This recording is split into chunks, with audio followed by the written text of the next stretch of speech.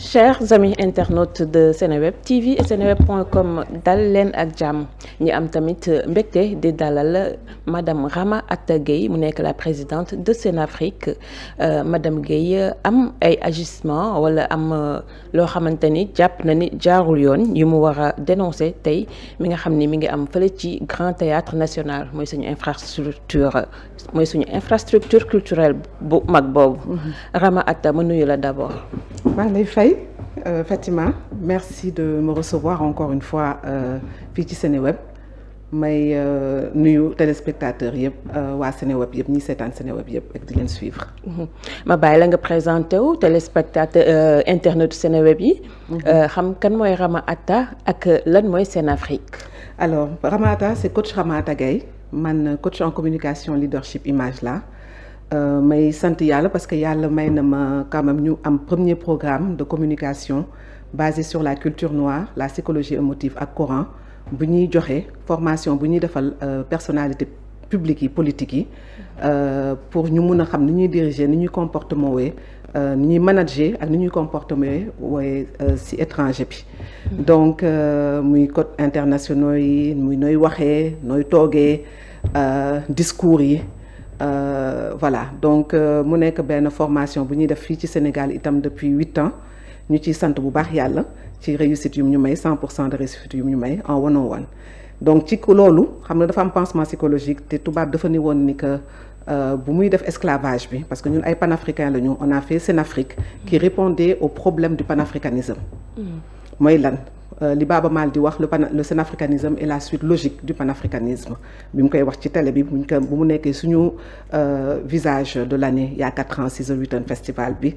mu doon dëgg ndax tubaab yi dañu ne woon da ngeen di dem te dootu leen dellu si bi may ñëw fii ay américaine yu ñëw ñibbi si Sénégal laa fi indaale du dëgg mu ne woon ñi demoon itam sama genre gi dem à 14 ans suñu demee itam duñu ñëw parce que dinañ am foofooy gën a développé ñu ne déedéet ñun dañuy ñëw xeex suñu dëkk donc loolu moo indi par rapport au programme vent émotionnel la base c'est la culture noire la base c'est la psychologie et tubaab bi muy bloqué bu muy note nit ku ñuul bi muy bind ci comment dompter le nègre livre bi c'est un anglais qui l'a écrit dafa ni soo ko jëlalee sa spiritualité mooy gëm-gëmam spiritualité mooy lu dépassé nit te loolu yàlla daf ñu ko may daf ñu ko mooñaaleel nga jëlal ko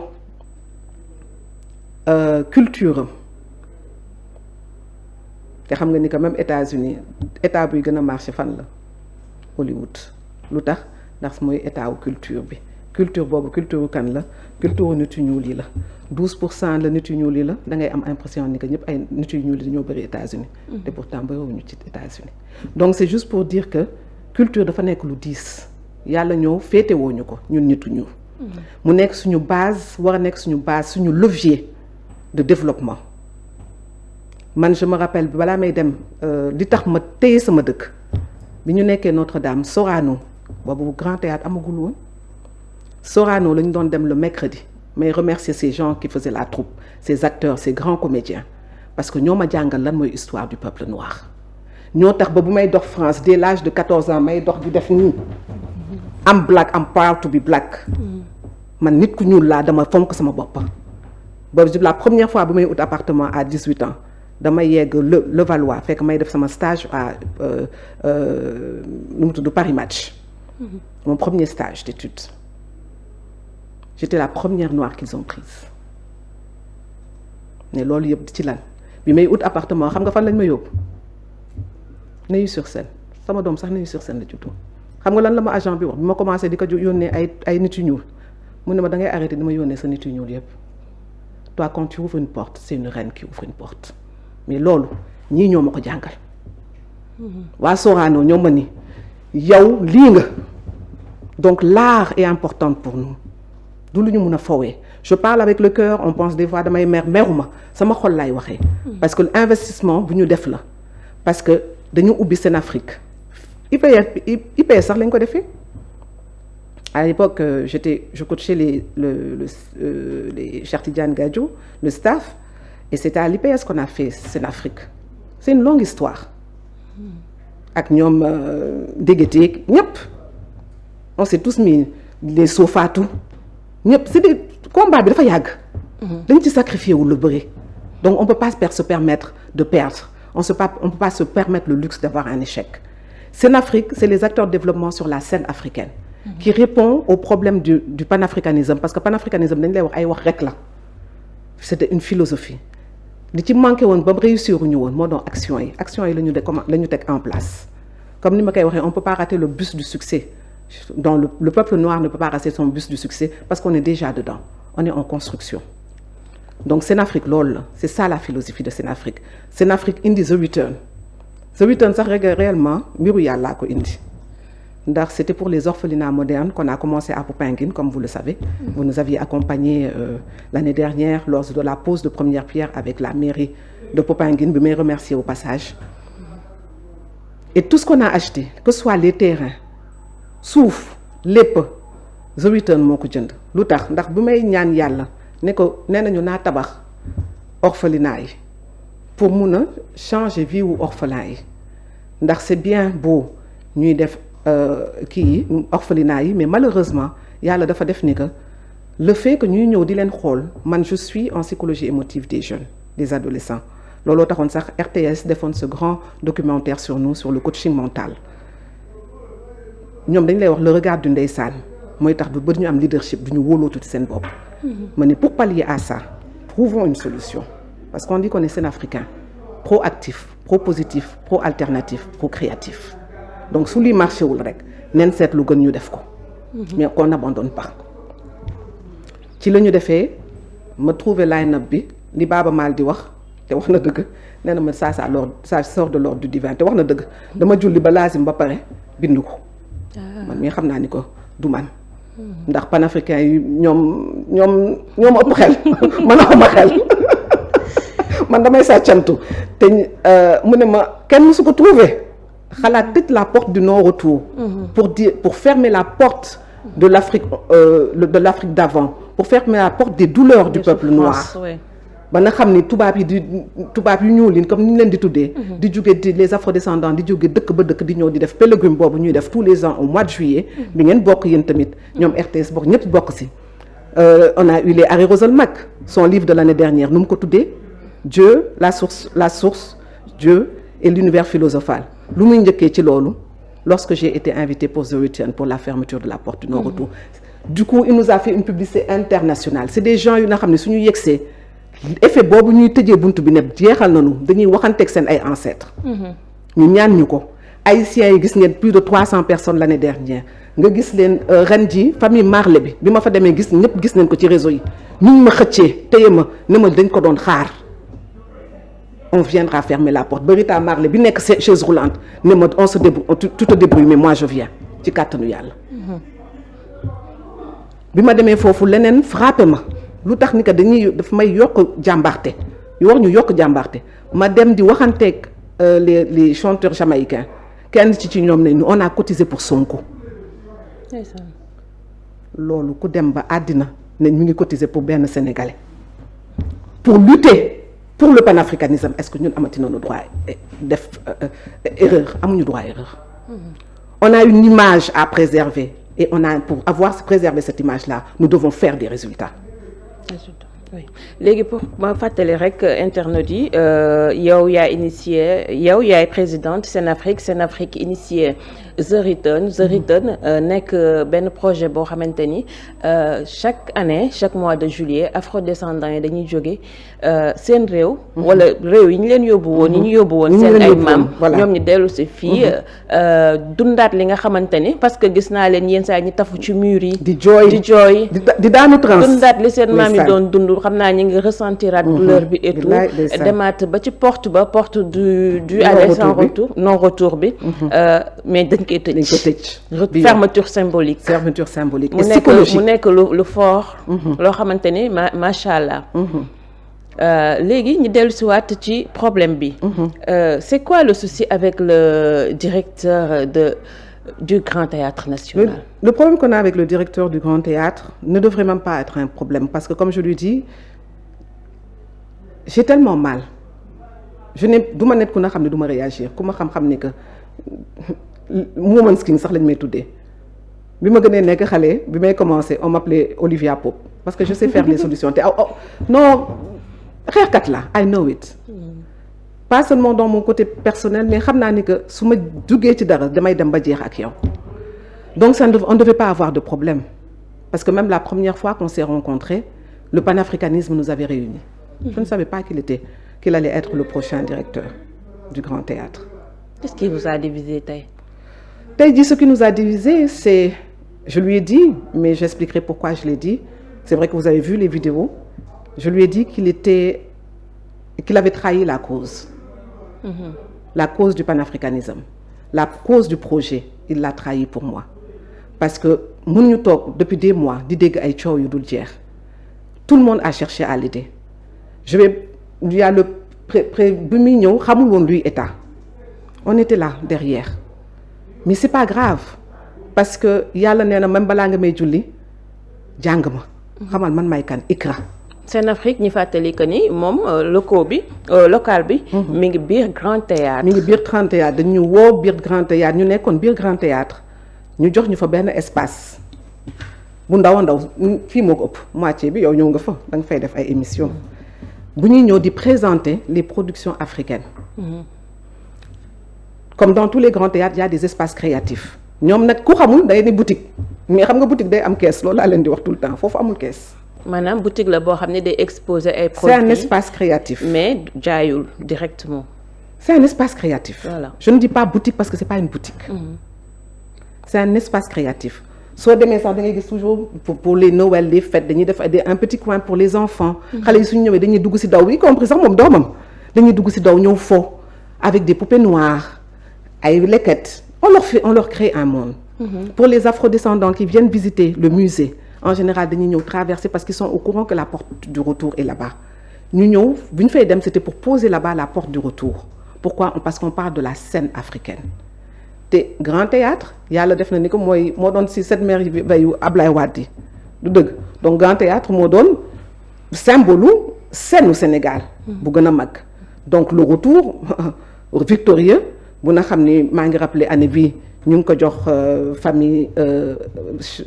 famille Serigne Touba te Serigne Touba moo ko moom on a donné le Dambé Award sera remis à Serigne Touba qui est le visage aujourd'hui du retour victorieux du peuple noir ici au Sénégal pour le Dambé Award cette année ba ñu ñoom dinañ jóge Touba ils nous ont reçus le khalife nous a reçus ñaanal ñu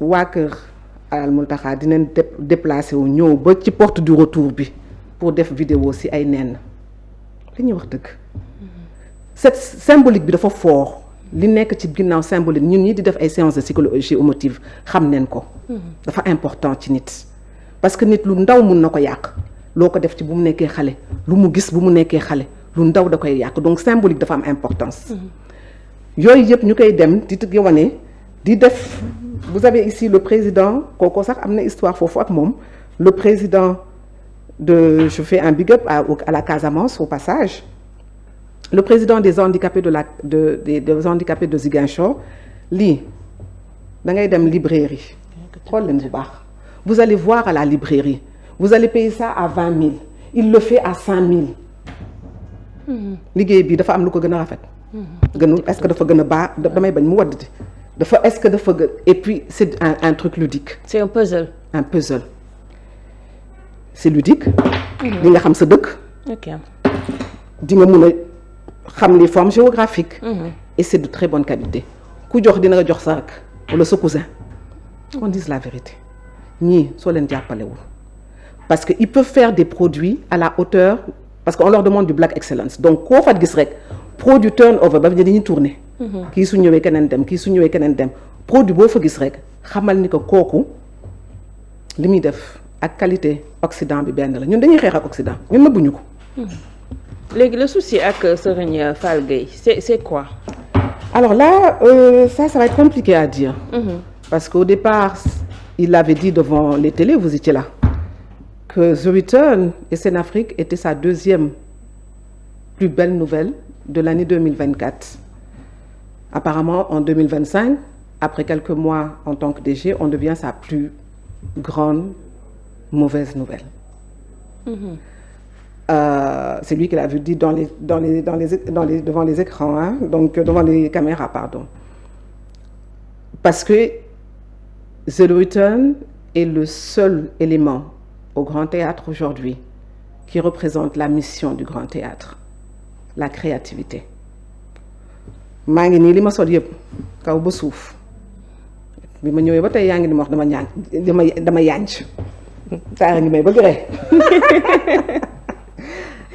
may joxaale appel c'est Yatitude kan la Yacine Diop yow foo xamee Yacine Diop Fatima foo xamee Yatitude foo ko gisee visité naa ko si foofu noonu Sénafrique exactement loolu mooy suñu liggéey ñun autorité bu ñëw on a nous-mêmes Sénafrique on a demandé sur un avenant à leur offrir des cadeaux amul benn autorité buy ñëw te doo dellu ak un produit magnifique pour offrir la visibilité aux marques exactement sénégalaises. te on fait ñun kenn fayuñu ñun ñooy fay les jeunes pas fay on leur donne 100 000 mais 100 000 je peux vous dire que y a des endroits je ne citerai pas où les agents ne touchent pas 100 000 c'est nous qui nous débrouillons pour donner aux jeunes 100 000 pour qu'ils travaillent. Pourquoi les jeunes? Bi may romb fii, vous avez vu les affiches peut-être. Le président lance sa campagne d'employabilité. C'est pour la jeunesse. Dañu am ay concepts yu na xam ni dañuy préparer les jeunes ñu xam lan mooy liggéey. Parce que man bi ma ñëwee Sénégal dama doon jël kenn ku ma ne am naa master su ñëwee toog ci ginnaaw ordinateur bi mënul dara. nga téye que 1 mois dàq ko. du dëgg. amuñu expérience te expérience mooy lan mooy liggéey États-Unis est-ce que diplôme lañu lay jëlee ci sa mënoon mooy lan expérience mooy pratique mooy tax ñu lay jël donc ñu jël système boobu avec les écoles comme ça on les forme et ils travaillent man loolu lañ yàlla dafa ma may chance boobu ma def ko en alternance ba mun permettre ma def benn niveau d'étude bu na xam ni xëy na su ma amul woon alternance boobu ba am lu ma koy def fayee du ma ko mun a def donc delloo njukkal la rek lu la yàlla may nga delloowaat ko askan bi c'est tout donc foofu noonu c'est la même chose donc le problème qu'on a eu avec lui c'est au départ il nous disait qu'on était la plus belle chose après il a demandé à avoir un pourcentage ça se fait de réviser un partenariat ok peut-être su bëggee dugal ay caisse parce qu'au départ c'est vrai qu'il avait demandé 4 milliards il nous avait dit pour le Grand Théâtre. Moi, je savais que ça n'allait pas être possible vu l'état des finances du Sénégal. Un théâtre, tu ne peux pas lui donner 4 milliards. Un théâtre doit faire de l'argent réellement. Donc, on a proposé des programmes dont on avait parlé du New Cook. Parce que moi, je suis très vraiment sur l'éducation. C'est important pour moi. Je suis coach, j'éduque. C'est important pour moi. Je forme les gens et c'est important. Et on avait mis en place... Bon, il y en a même un qui a été fait... avec la dame qui fait le truc de Gorée avec nous. Oui, il y avait quand même 300 personnes qui sont venues. Donc, il y avait quand même quelques évolutions qui commençaient à se positionner. Après, bon, malheureusement, comme je lui disais, soy dugg ci benn affaire da nga koy jàng. Loolu waxtaan nañ si plusieurs fois. mu may wax aw ma xaalis boobu ma ne ko on te demande pas d'argent lii dañ koy dugal ci partenariat bi parce que defar Grand Théâtre defar la culture sénégalaise, defar le tourisme du Sénégal, defar l'identité noire, créer ce nouvelle Afrique, ça fait partie de nos principes sur Sénafrique. Donc, il n'y a pas de souci de ce côté-là. Ci lay nawee nag foofu nag côté boobu vraiment le PCA, monsieur Bissane, dit Kilifa. Bi muy ñëw, je voyais que c'était encore bancal. Mais il a pris le temps d'aller étudier. Et on en a discuté plusieurs fois. Dafa dem jàng xam quelles qui étaient ses prérogatives. Mais quand tu dis à une personne, regarde les contrats, vérifie les contrats, tu es un administrateur, et vous avez entendu les vocaux qui me répondent complètement, carrément, je m'en fous des contrats, et je ne suis pas administrateur. C'est quoi l'administration? Defal naa leen copie bi fii. C'est quoi être un administrateur? C'est gérer un bien. Si tu me dis que tu n'es pas administrateur, qu'est-ce que tu es? Qu'est-ce que tu es? Si tu ne dépends pas, c'est quoi les missions principales du Grand Théâtre? représenter les intérêts panafricains au sein du Grand Théâtre, promouvoir la culture, les arts et les initiatives africaines. Qu'est-ce qu'il y a de plus grand que ces initiatives-là? Jàngal sa doom mu xam fu mu jóge. Et c'est lui pousser une jeune femme qui vous a ramené des diplômes. lii maa ngi woowaale sax JO yi. yaa ngi defaale pub. ah bah damay jàppale sama kii JO yi président jàppale leen sama marque africaine bi c'est la seule qui fait ça des produits formidables xam nga ñi dañ leen war a féliciter. jàppale leen. ok tu peux leur demander un pourcentage c'est fair c'est juste. Si tu veux nous c'est dans notre mission on leur demande pas spécialement de pourcentage. Bon écoute après réellement on se cotise tous ñun daal jàppalante la ñu nekk de plus. Donc il m'a dit que moom du xool il est pas administrateur ma ne ko il faut nga jàng nekk administrateur parce que tu es l'administration. Et c'est ça que j'ai aimé j'ai vu le président du conseil évoluer et sol bubu président de conseil am. loolu rek laa ko bëggoon. C'est vrai que nag su ma bëggee dara man su ma bëggee damay lakkale dama ko nekk allez vas-y je te pousse à aller vers l'excellence parce qu'on parle du Black Excellence dans The Return. Donc réellement moo tax man le problème réellement sax ñun mënuñu ko xam parce qu'on n'a jamais reçu de courrier. benn document la ñu jox à partir du 27 décembre bu mu jox apparemment toutes les personnes qui habitaient sous le toit entre guillemets du Grand Théâtre qui étaient installées en leur disant il fallait que tout le monde monte pour qu'on parle argent. Parce que lui, dans son entendement, il m'avait expliqué qu'il voulait mettre, je sais pas, le Grand Théâtre, le musée, Sorano, en faire un monument, ou je sais pas. En tout cas, il avait des aspirations de ce côté-là. Je me suis dit, bon, il a besoin de sous. Ok, on va voir. Mais bon, nous, c'est une association. On trime déjà pour construire les orphelinats. Ça va être compliqué. Mais bon, anyway, on va voir. Moi, pour wax xaalis bi il m'a pas parlé de ça. Il m'a dit finalement à 2 reprises alors je veux être toi, je veux représenter ce que le panafricanisme représente.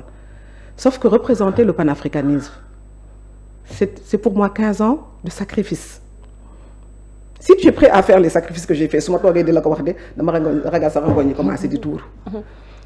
Ndax sama xale yi mun nañ la wax lu ñuy subir. D'accord? Donc première fois bi ñuy def il y a 10 ans Alchimia le Made in Africa de luxe ba tey jii àddina di sol le Made in Africa nga gis ay sac de The Return bi moo jënd terrain yi Popenguine demandez au maire de Popenguine contre The Return Senafrique moo dem jënd terrain yi. Oui gis naa vente aux enchères sac yi après jëlaat xaalis bi pour la cause de la petite enfance. Vous êtes venu à la pose de la première pierre ñoom ñoo def loolu. C'est quoi qui paie les choses? On est en train de travailler avec l'IPPS, l'école. Le véritable souci, c'est que pour faire court, il a sommé Senafrique de quitter. Non, c'était pas tout de suite.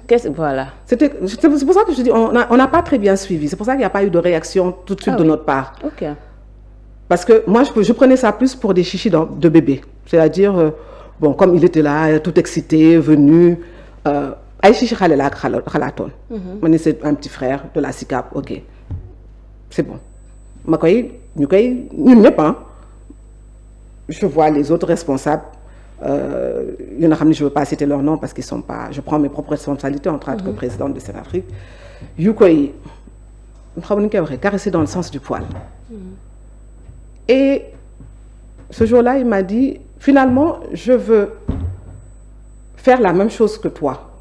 Et il me parle d'une boutique je lui dis mais c'est pas une boutique il me dit dama waxanteeg waa Ngaye. Maintenant, je veux que tu sortes de là-bas, que je mette les gens de Ngaye. Ça, c'était un petit coin. Tout ce qui est là-bas a été financé par Senafrique, y compris même les portes. C'est une construction totale. Mais Ngaye, il y avait son DAF qui était là.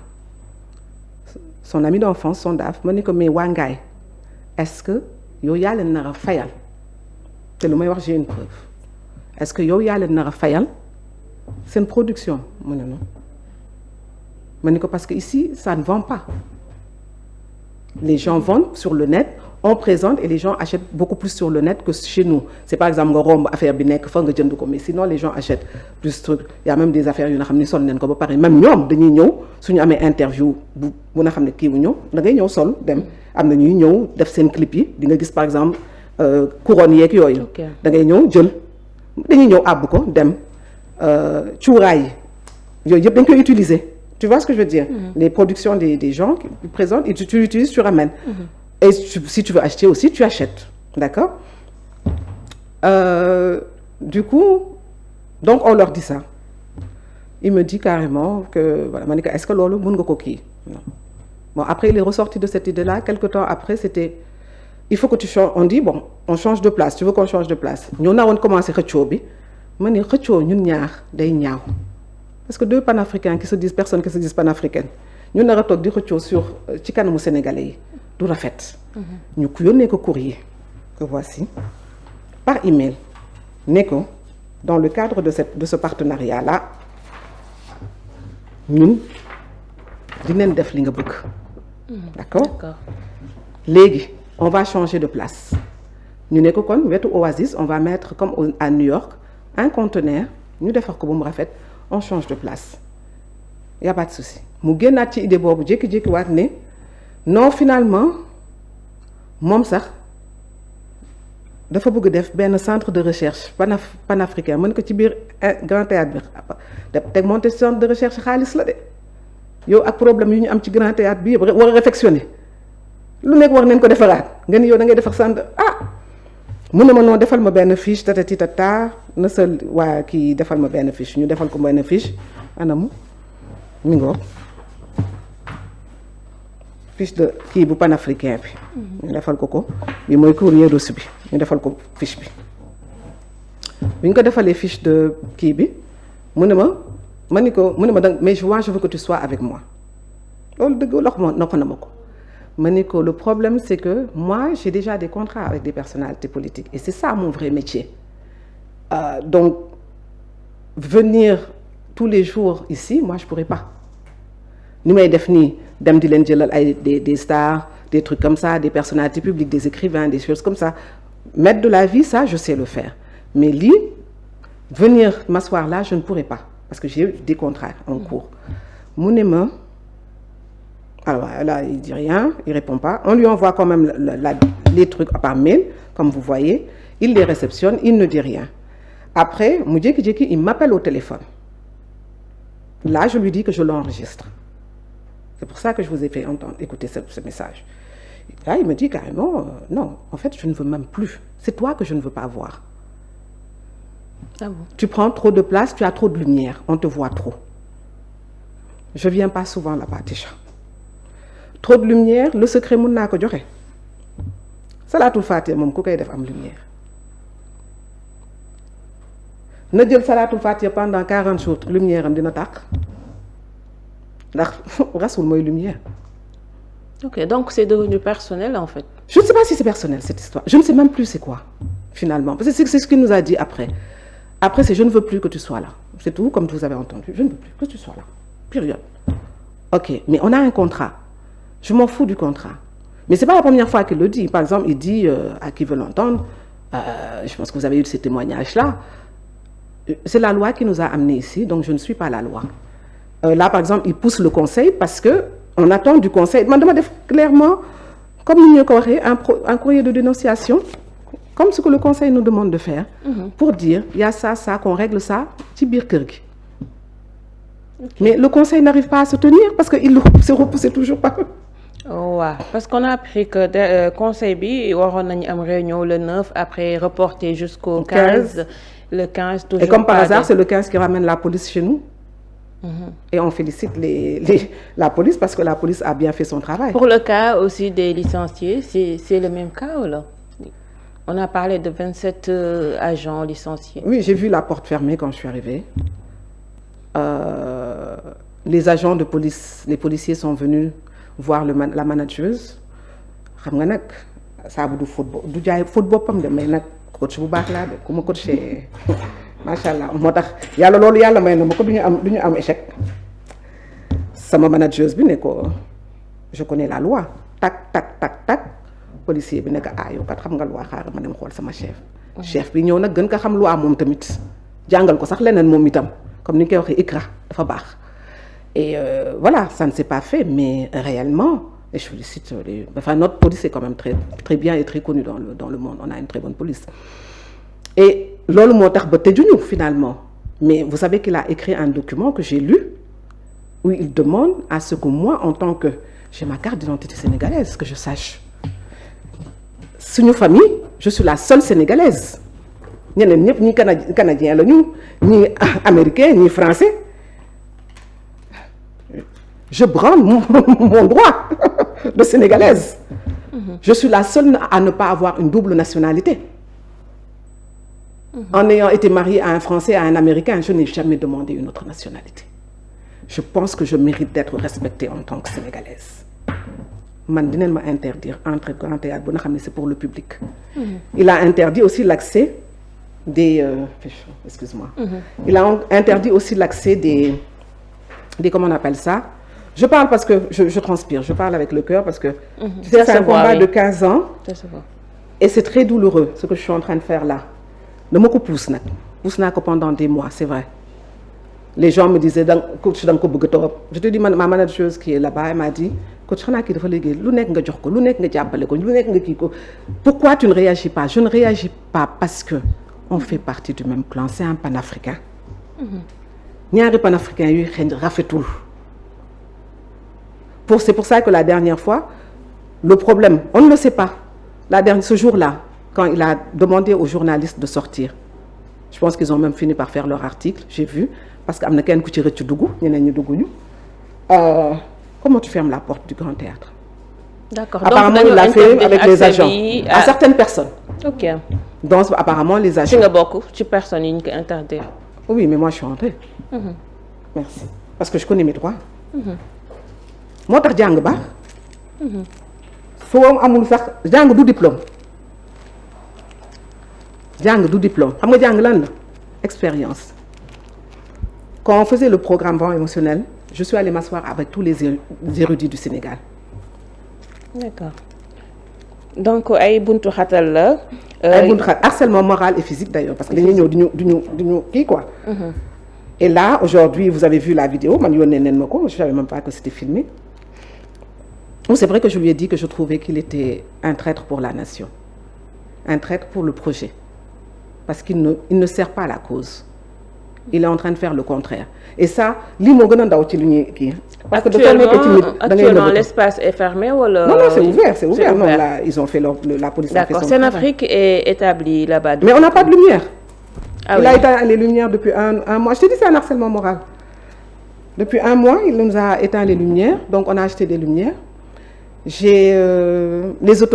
ai parlé aux autorités compétentes, le ministère de la Culture, et j'en remercie le ministre secrétaire d'État qui a eu la bienveillance et le professionnalisme de m'écouter avec son comité. On en a parlé aussi parce que pour moi le chef du gouvernement c'est le président, c'est le premier ministre, le président Sonko, donc le premier ministre. Je parlais voilà, et j'ai même demandé une audience en urgence parce que c'était important, parce que ça dessert la cause en fait du panafricanisme. Et le Sénégal ne peut pas se le permettre. Dama doon seetaan ba yoon benn vidéo d'un Français qui disait que ce qui se passe aujourd'hui au Sénégal, le couple Diomaye Sonko vient de montrer le nouveau visage de l'Afrique.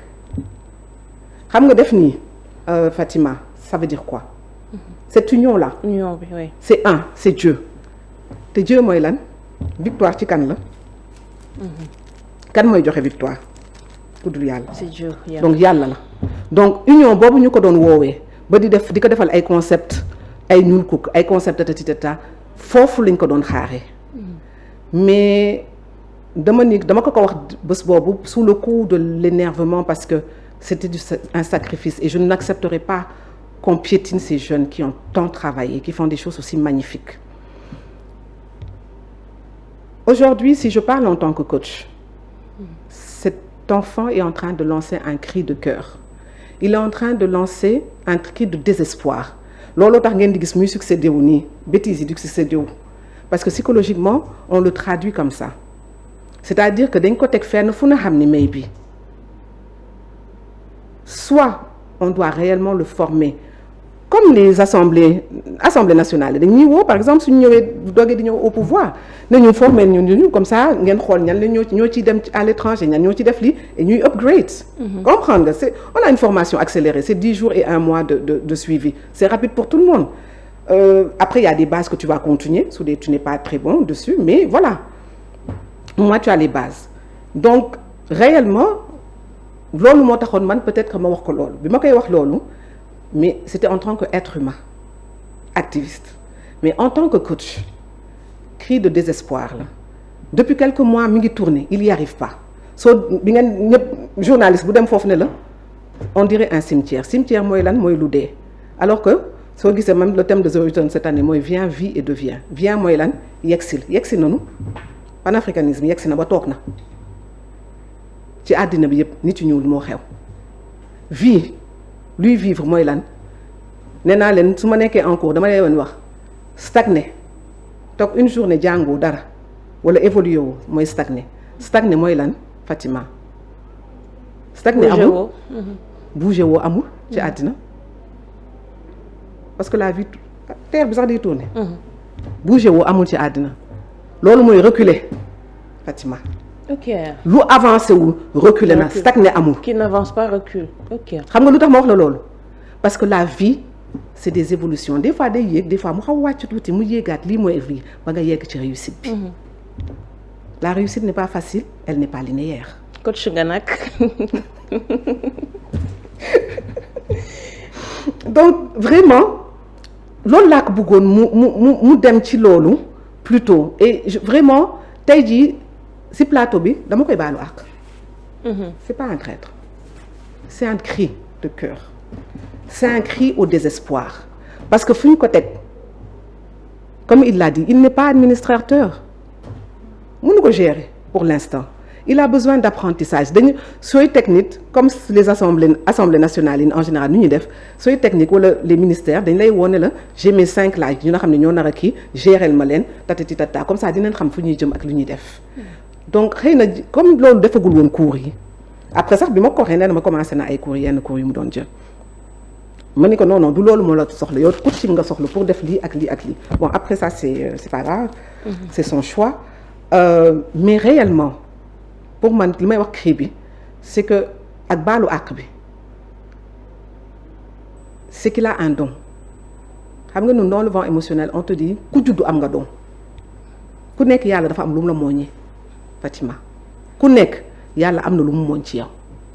Il faut juste savoir lan la nga loolu la nag foofu la ñu tubaab yi doon rawee avant. te léegi ñu ngi ci avancé nga développer sa potentiel.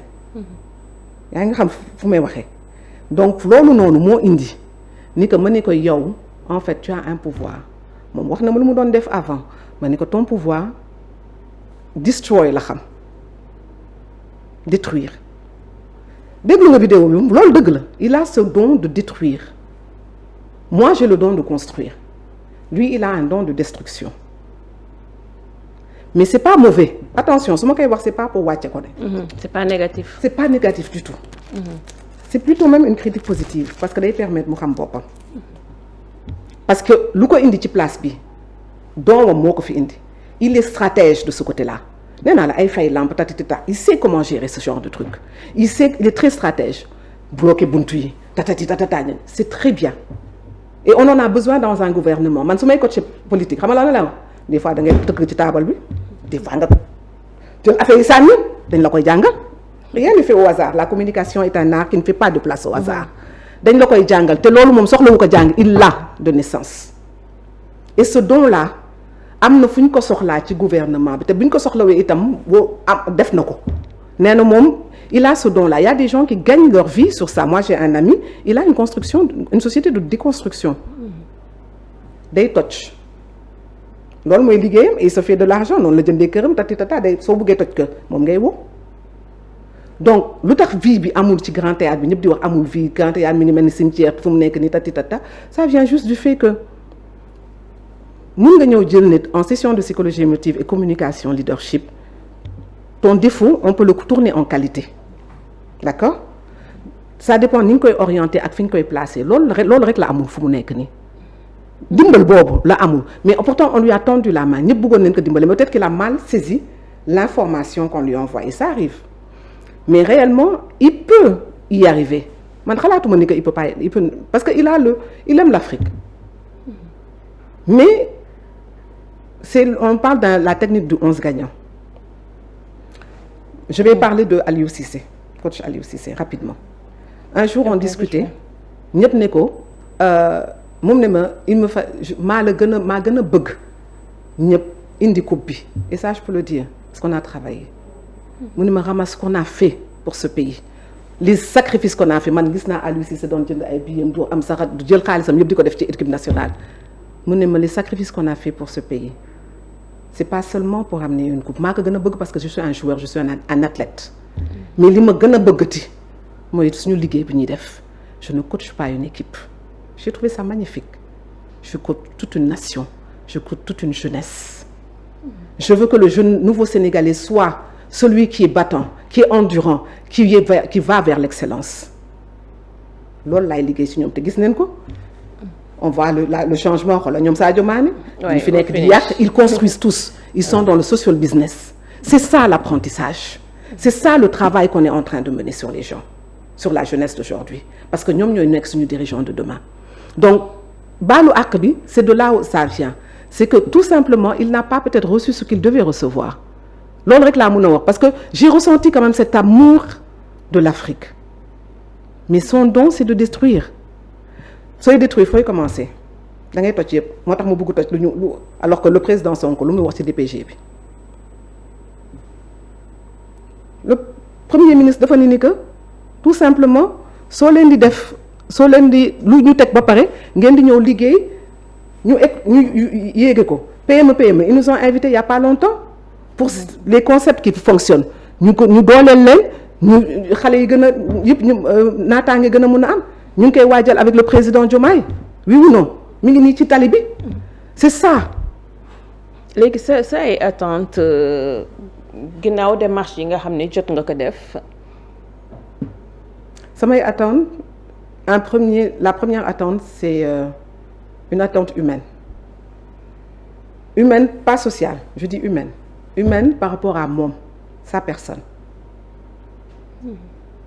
c'est un message que je lance c'est dire que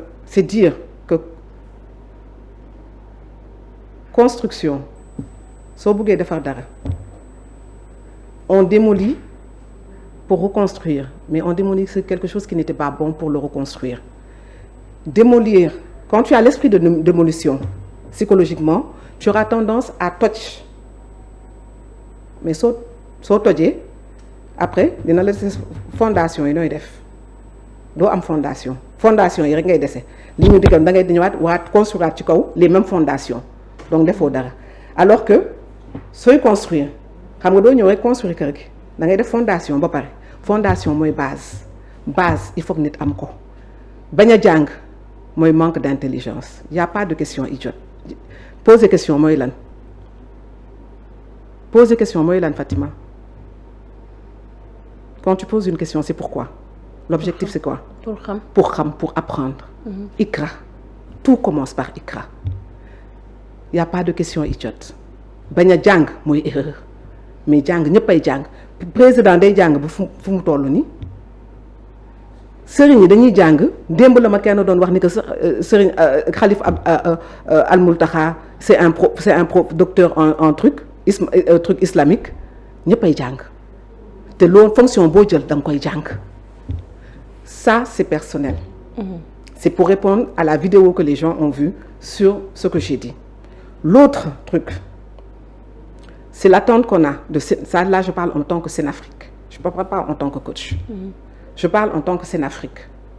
Nous ne pouvons pas accepter d'avoir sacrifié tant de millions, tant d'énergie, et surtout une chose que tu ne peux pas payer à une personne.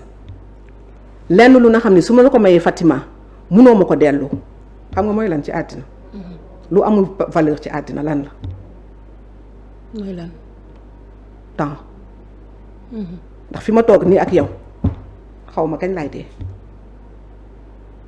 su ma la mayee sama 1 heure de temps Fatima lu ma la may amul prix munoo ma ko fay. Le temps est précieux. Le temps est plus que précieux ku la ko may respecté ko. Senafrique investissement la c'est vrai. investissement la nit yi dañuy jóge dëkk ba dëkk nit yi ñuy toog di liggéey xale yuy toog di liggéey mag yuy toog di liggéey ils le font pas comme ça nen leen delloo njukkal. ASPT bi ma première fois bi ma defee présentation bi DG bi daf ma ne ci kanamu ñëpp dafa toog ne ma c'est yoreeltaloo dara Sénégal wàcc na la fu mu nekk nii. Quand tu as donné ta vie à ta nation tu l'as dédiée à ta nation tu ne peux pas accepter certaines choses. C'est pour ça que je lui ai dit se mettre à travers le succès du panafricanisme ici au Sénégal, c'est se mettre à travers de moi. Et se mettre à travers de moi gaynde laa de mun na def lu ko neex nag néew ma ni que du ma état moom moo ma gën a jege état mi ngi ci biir état bi mais am naa gëm-gëm ak sañ-sañ bu wax ni que on a des autorités compétentes donc il faut qu'ils nous laissent tranquilles. Cet acharnement doit s'arrêter. C'est 24 heures sur 24. Si tu vois les 2 managers qui sont là-bas aujourd'hui, elles ont maigri.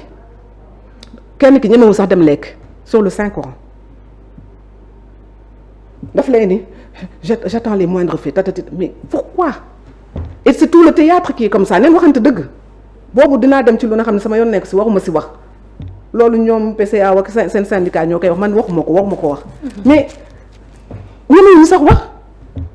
D'accord léegi pour ñu tëj rek maanaam place ba dese na mokkal ni ñu war a gérer nga ni ko léegi tamit jàng du wees xam naa ne moom tamit après daañu am réaction parce que actuellement mi ngi Abidjan ci FEMIWA bu fa am.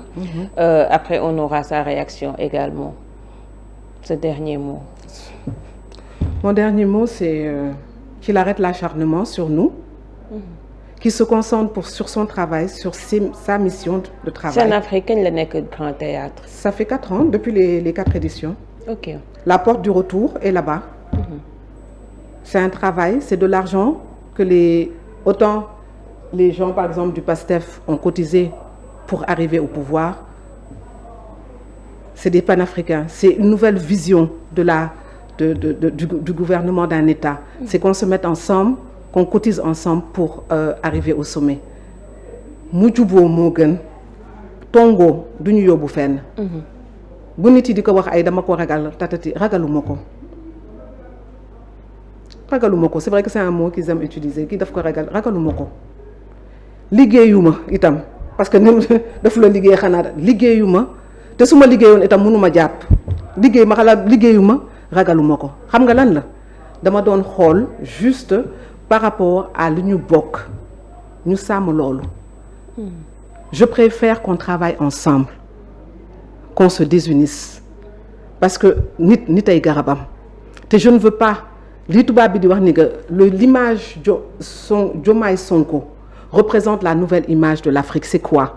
C'est tout simplement pour dire c'est une image d'union. loolu amul woon Afrique avant Afrique ku nekk dafa doon xeex moromam ku nekk bugg ne man moi je pervers narcissique du dem fenn. C'est pas la peine.